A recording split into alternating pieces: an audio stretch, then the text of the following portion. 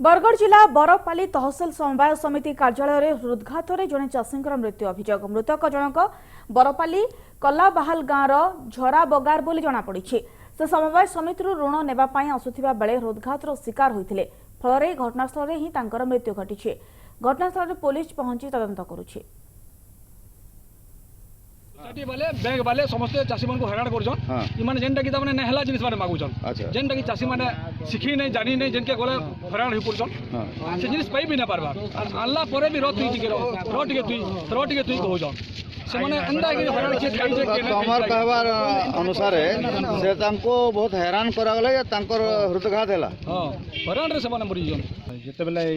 दुर्घटना घटला मैं तो नहीं थे ऑफिस रे मैं घरे थी मत फोन कले स्टाफ मैं आसली आसला लोक सेंस ना। अच्छा अच्छा हाँ से ऋण दरखास्त करवा आई। अच्छा बोले तांको ऋण पास नहीं होती लगे नहीं एटा ई वर्ष नूतन करी रिन्यू करवा लगे रिन्यू पहला तो के लिमिट तैयार है तो के लिमिट तैयार कर